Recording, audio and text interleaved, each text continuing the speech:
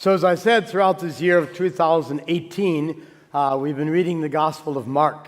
It's a 3-year cycle. A, B, C, we're in year B, Gospel of Mark. Beginning Advent, all of 2019 will be in the Gospel of Luke. So we're near the end of the Gospel. Of course, the last chapters of all 4 Gospels are the Passion, Death, and Resurrection. We don't read them now because we save them for Lent and Easter season. So this is the last miracle that Mark records in his gospel. After that, Jesus moves on to Jerusalem. Oh, so another miracle. Ho-hum. He's done so many. We've seen them all before. I'm afraid that's how many of us might listen to the gospel Sunday after Sunday.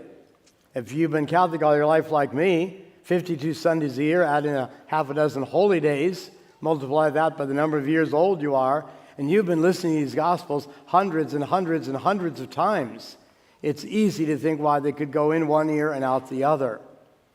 But I think we need to slow down, look at the Gospel, listen to the Gospel, and get behind it.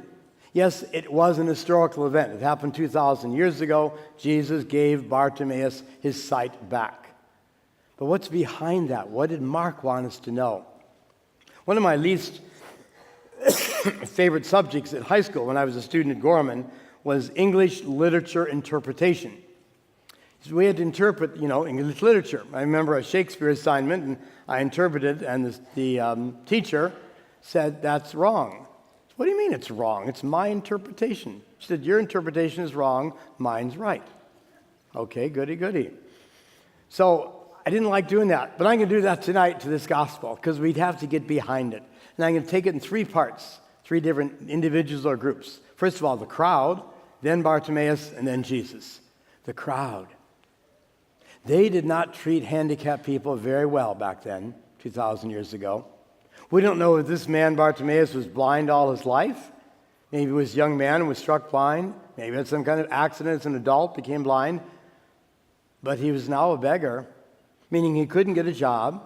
He was living in the streets. And they just ignored him like a piece of garbage. He was in their way. "Get out of here. Shut up. Stop bothering Jesus." Well, that's a horrible way to treat people who have handicaps, and I'm not sure we do much better today in some areas of our lives. One of the worst statistics about the state of Nevada is that we are number 50 in mental health resources. The worst in the nation for mental health resources. I'm not proud of that statistic. So 2,000 years ago, poor Bartimaeus was a castaway. He was no longer useful, no longer productive, so the only way he could earn a living was begging. He sees Jesus. The crowd says, "Get out of the way. Jesus is in a hurry. He's going to Jerusalem. You're a pest." Until they were shamed by Jesus himself. Jesus stops and is walking to Jerusalem and says, "Wait a minute. Call him." So they call Bartimaeus, and now they seem to be acting nice. "Oh, Bartimaeus, buddy, Jesus wants to talk to you. Can we help you up there, over there?" I hope they changed the rest of their lives and treated handicapped people better than they had.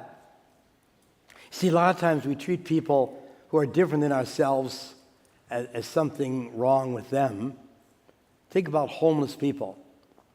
We see homeless people all the time. As we get off freeways, 215, I-15, have those ramps there, holding a board, hungry, Vietnam vet, work for food, want food, whatever.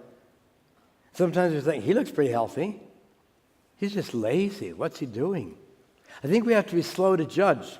I was one of the ones who brought a program called Interfaith Hospitality Network to Las Vegas a little over 25 years ago when I was at Christ the King. It's where homeless families live in church buildings, mosques, synagogues, temples, whatever, for 1 week at a time, Sunday afternoon. And the community there has to provide meals for the parents and children, 3 meals a day, and they visit with the children at night and play games with them. Then the children are taken off to school, and the parents are looking for jobs, in this case, looking for a house. And we always told the volunteers, don't ask anyone why they're homeless. It's an embarrassing question. But I felt I could do that. I was the pastor, and I was hoping maybe I could help a few of them. I saw this one man one time. He had a car. He left Christ the King parking lot every night around 11 o'clock. He worked the graveyard shift at one of the casinos. Got back at 7 in the morning. His kids were in our care, good care, protective care, adults, all supervised and so on. So I was curious, you have a car, you have a job, why are you here? I was prejudging, thinking he was taking use of the system. So he says, well, I was married.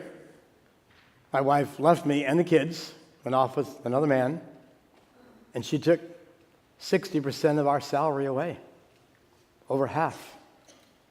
I can't afford the rent anymore. I do have a job. I think in a couple months I'll be able to get a house somewhere, but I can't let these kids live on the street, so I found this network, this church network, and that's why I'm there. So again, we don't know the other person's circumstances. Be slow to judge. That famous Native American saying, don't judge a person until you've walked a mile in their moccasins. Well, everyone was judging Bartimaeus, saying he's no good, non-productive, just a beggar. And then Bartimaeus himself. Don't know much about him. We know he was Jewish because Bar means son in Hebrew. Timaeus, his father's name. Bartimaeus, son of Timaeus. And so his fellow Jews were ignoring him. They didn't realize that was their brother in the faith. Maybe he was a lawyer, maybe a doctor, maybe a farmer, maybe a shepherd, whatever, maybe a vine grower. We don't know what his occupation was, but now he was homeless and jobless. But he had persistent faith. He would not stop begging for Jesus' help. It says he heard Jesus was coming down the road. So maybe to stir the crowd, Jesus of Nazareth. He must have heard about Jesus, that he was a miracle worker. And so he shouted out, Jesus, son of David, have pity on me. And the disciples of Jesus, the disciples said, shut up, Bartimaeus. Get out of our way. That didn't stop him. He didn't shut up at all. He yelled all the louder, Son of David, have pity on me. So I think he's an example of persistent prayer. Now, by persistent prayer, I'm not saying we have to be on our knees 24/7. But I would hope that you would pray more often than Sunday night at 5 o'clock. And your next prayer time is a week from tonight. I hope you pray every single day.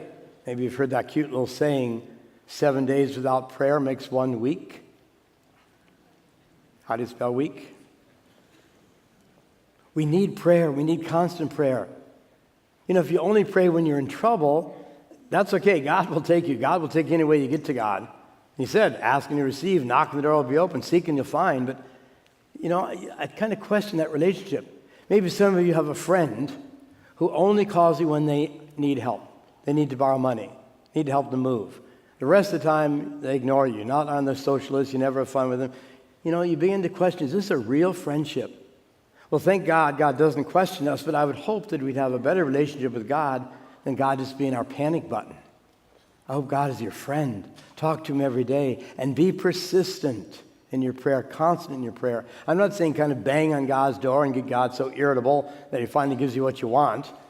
I know we tried to do that as kids once in a while, just, kept taunting our parents. Okay, Billy, go out and do whatever you want. I'm tired of listening to you. Yay, I won. Not very often. God wants to be our friend. Talk to God often. So many of you text people 5, 6, 7, 10 times a day. Text God. I'm not saying you have to text God, but talk to God. Be persistent. Bartimaeus is the patron saint of persistent prayer. And finally, Jesus. He knew this was his brother Jew. He knew this was a child of God. And he must have been horrified at the way his disciples were treating him.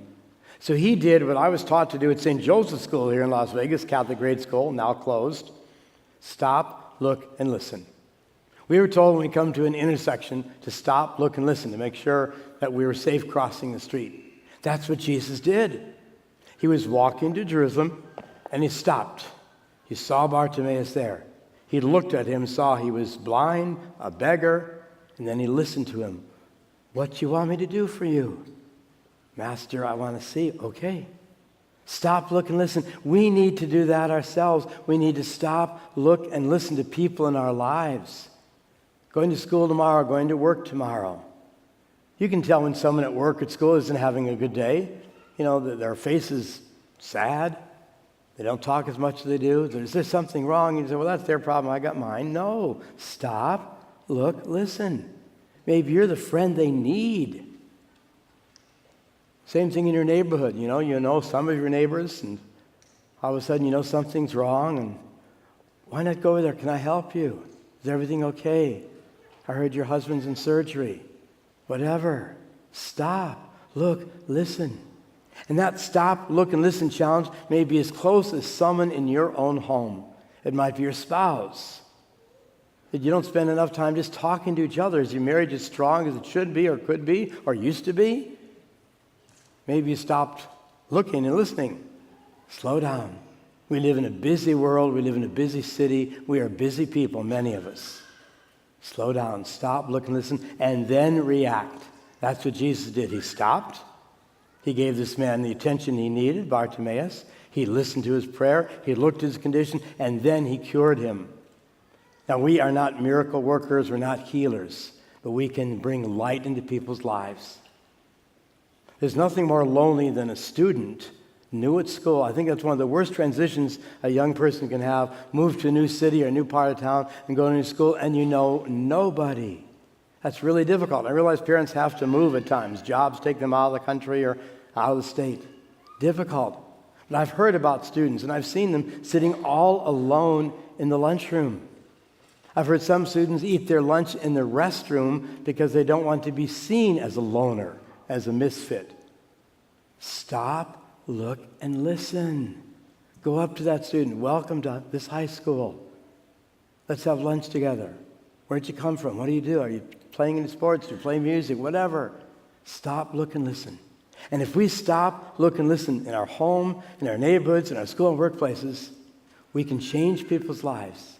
If you stop, look, and listen to someone this week, you may be the very miracle they needed.